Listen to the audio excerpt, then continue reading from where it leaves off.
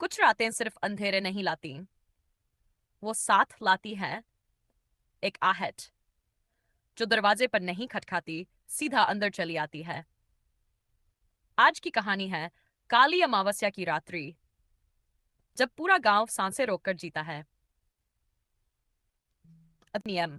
गांव का नाम था भूत गांव।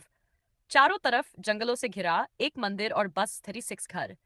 गांव में एक नियम था, काली अमावस्या की रात सूरज ढलने से पहले अपने घरों में बंद हो जाओ और खिड़कियां मत खोलना।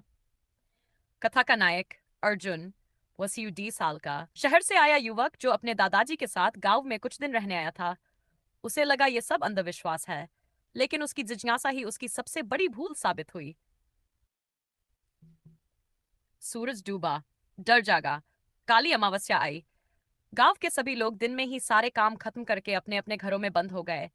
दरवाजे में लोहा ठोका गया, तुलसी के नीचे दीप जलाया गया, हर खिड़की, हर झरोखा लाल कपड़े से ढक दिया गया।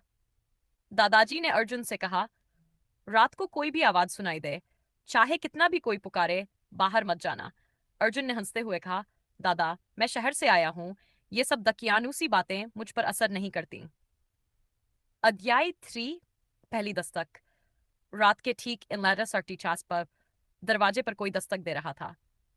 अर्जुन, दरवाजा खोलो, मैं हूं दीदी, सुनो ना। एक औरत की आवाज जो उसके शहर वाली बहन जैसी लग रही थी। अर्जुन चौंक गया, यहाँ मेरी दीदी कैसे? उसने खिड़की का पर्दा थोड़ा हटाकर बाहर झांकने की कोशिश की, लेकिन तभी एक काली छाया खिड़की पर चढ़ गई। उसकी आंखें बिना पलक झपकाए अर्जुन को घूर रही थी। अब तूने देख लिया है अर्जुन, अब तुझे आना ही होगा। अध्याय 4, गांव का रहस्य। दादाजी दौड़कर आए। उन्होंने अर्जुन की आंखों पर गंगाजल छिड़का और मंत्र पढ़ना शुरू किया। कितनी बार कहा था बेटा, यहाँ खिड़की भी मत खोलना। जिसे तूने कहा वो माया थी, गांव की उस औरत की आत्मा जो 100 साल पहले काली अमावस्या की रात शमशान से लौटते हुए मारी गई थी। माया की आत्मा हर अमावस्या एक नए इंसान को बाहर बुलाती है। जिसने देख लिया उसे ले जाती है। अंतिम भाई रात के दूसरे चीज पर घर के अंदर से दीवारों पर लाल रंग से लिखा मिलने लगा, अर्जुन बाहर आओ। हर दरवाजा खुद ब खुद खुलने लगा। पंखा बंद होते ही हवा तेज चलने लगी। अर्जुन की नजरों के सामने एक औरत हवा में लटकती हुई दिखी। चेहरे पर कोई आंख नहीं, सिर्फ गड्ढे। और फिर जमीन पर उसके पैरों के उल्टे निशान बनने लगे जो सीधा अर्जुन की तरफ आ रहे थे। अध्याय 6, मुक्ति या मरण। दादाजी ने अर्जुन को शिवलिंग का अभिमंत्रित बेलपत्र दिया।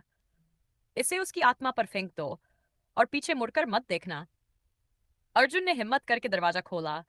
वो औरत सामने खड़ी थी, मुस्कुरा रही थी, बिना होंठों के।